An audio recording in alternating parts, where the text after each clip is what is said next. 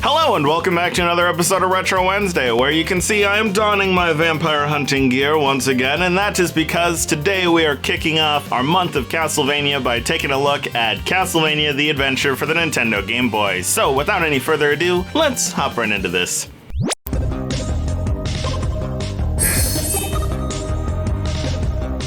Alright, so Castlevania The Adventure, if you are unfamiliar with it, it is the first of the Game Boy trilogy for Castlevania games, and they kind of follow more of the traditional Castlevania 1, 3 style of gameplay, and less of the post-Symphony of the Night. And that's just because, Symphony of the Night didn't actually come out yet. This game also kind of sort of got a remake, and the reason why I say kind of sort of got a remake is because on the Nintendo Wii, we actually covered Castlevania The Adventure Rebirth, and that is sort of a remake of this. But yeah, it's a little more of a mix of all of the Castlevania games for Game Boy and not just, Castlevania The Adventure. Now, people tend to say that this is the weakest one out of the trilogy, mainly because the stages are so long in it. But I mean, personally, they're all pretty good. Although it looks like I just lost my whip upgrade, so I guess this game has it built in where if you take damage, you actually lose all of your whip upgrades instead of it just being like the one. Because I thought this game where if you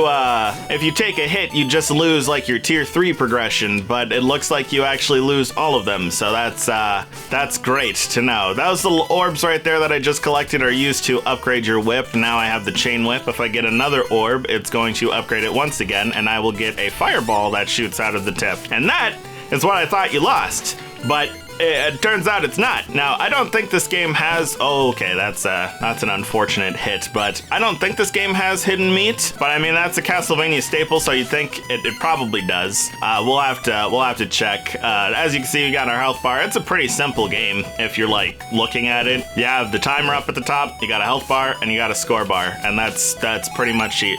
I don't think you even get a... I don't even think you get a boss bar. You might. Oh, okay, so it's not actually meat that recovers your health. It's like a little droopy heart, apparently. That's quite interesting. But this game takes... I don't know if it takes place... I don't think it takes place before the first Castlevania. It might take place between...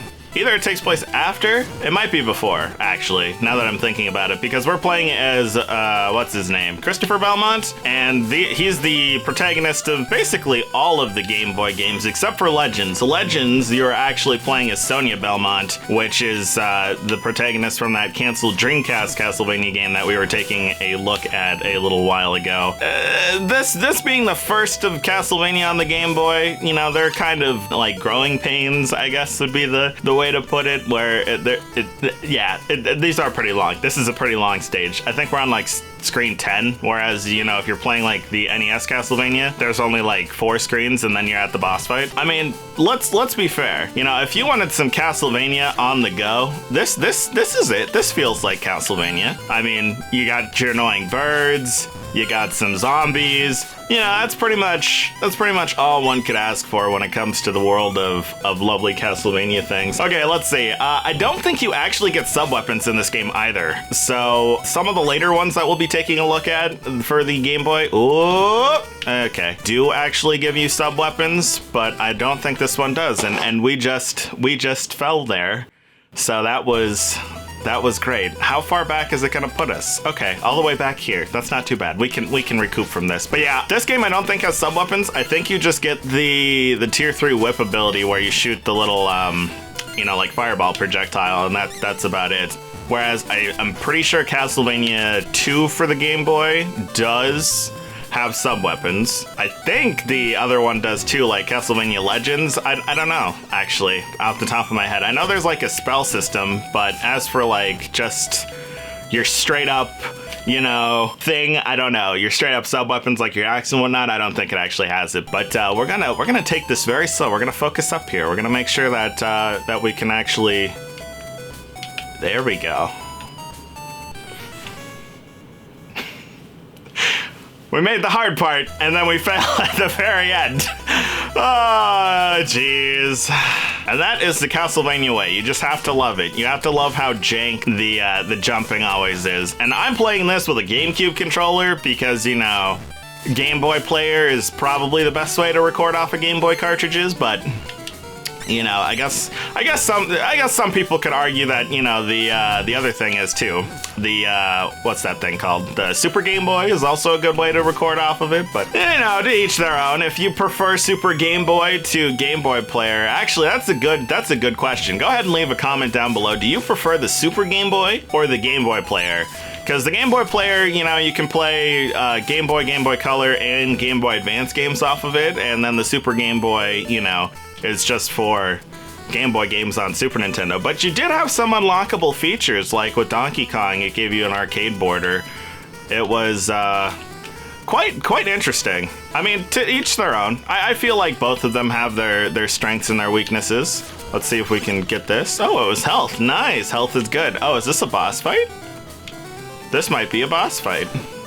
Okay, nice. I'm glad. Okay, nice. There we go. Is there a point to going up there?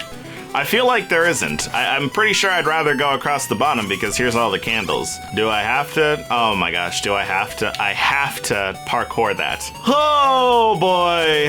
Well, that's gonna be interesting. Let's see if we can not get murked by this bat. There we go. All right, now we can hop. Oh, okay, good. He respawns. Nice, even better. Okay, great. And if I kill him here, he's gonna respawn again anyway. So what is it? What's even the point of going on here? Oh my God, bat, just go away. Oh my gosh, let's not lose all of our lives here, please. Okay, great, nice. Game over. Even better. All right, well, I will cut back when I'm back to that part. Because, oh my gosh, I cannot be bothered. No way do you guys want to sit through all of this. But yeah, I can definitely see that, you know, the complaints of the stages being super long. Like, we were there for like 6 minutes by the looks of it, and I don't even know if we were even halfway through that or not. But yeah, anyway, I'll go ahead and I'll cut back once we're to that point. All right, and now we are back to this stupid part. So hopefully we don't get absolutely owned by a bat. But as you can see, even though this is a Castlevania game, there is something missing from it, and that big thing is the stairs. Because, you know, Castlevania and stairs are synonymous with one another. This game actually uses ropes that you climb. So instead of taking a staircase to get to your next level, you climb a rope. And I think this is the only thing that makes use of that, and we were almost to the end and then managed to get knocked off by a stupid bat. That is great. You know, it's like peak Castlevania here, where you have to do some really intricate platforming, and then they put one bat. That's all it needs, is one bat and a lack of a whip upgrade in order to just completely get screwed over. There we go. All right. Right at the end. And that time I hit the button, but I didn't jump. That's the glories of, you know, using yourself a little old GameCube controller. It's great, the thing's great, but man, for this sort of stuff, it is not the best. Also, I love it when you like nudge the D-pad. He doesn't like have a walking animation, he just kind of slides. It's like, that's kind of funny. There we go. Please have health. Nice. Oh, and a whip upgrade, and that we immediately lost. Even better. Oh my gosh, do we have to? Okay, so we have to make it up there. At least we have health now, so that should help. Hopefully, we don't have another bat that wants to spawn in. It does not look like it, so we might be in the clear here. Yeah, I would say that this game and its platforming, it feels kind of stiff. And I don't know if that's entirely because of, you know, the way that I'm playing this via the Game Boy player, not on an actual Game Boy. But yeah, this thing controls very stiff. Like, imagine Castlevania, like the NES Castlevania, but even stiffer than it is there. Like that is this game in a nutshell. Oh my gosh, is this the boss? It is. Nice. Okay.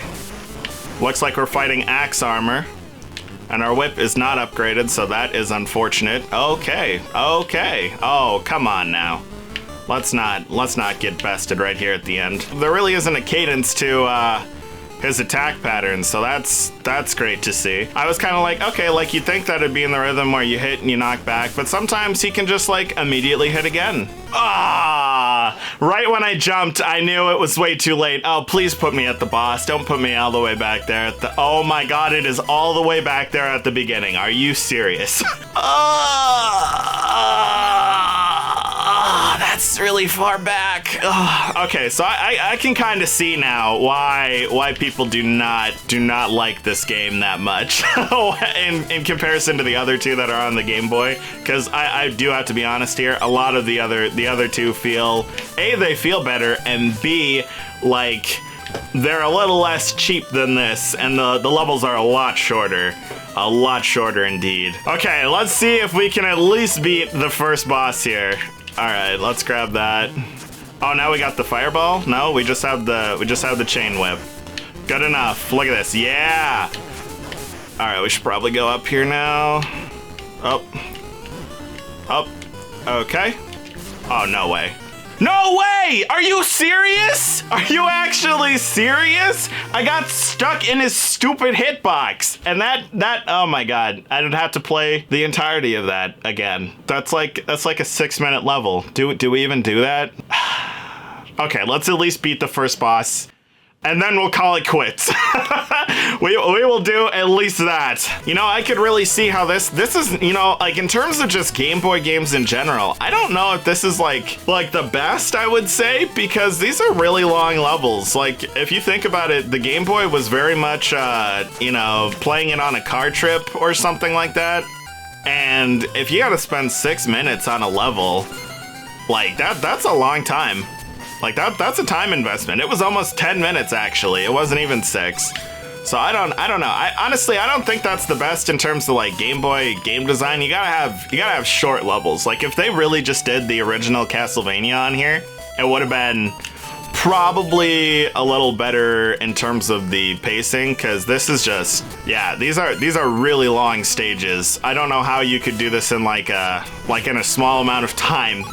You know, I mean, the one thing I do have to say about this game is that the music is pretty good. Like, it definitely does have like, you know, your Castlevania vibe, if I had to say so. So at least you have that going. You have like loose Castlevania gameplay. It does feel kind of weird not having a sub-weapon or anything, but you know, this again was their first jump to the handheld market for Castlevania, so I can understand kind of not really knowing how to work some stuff, but yeah, it just feels clunky. That's probably the best way that I can describe it. Is just it feels like clunk. All right, there we go. We are back at the boss once again. Hopefully we can actually do it this time and not get stuck in his stupid hitbox, because that was just kind of dumb.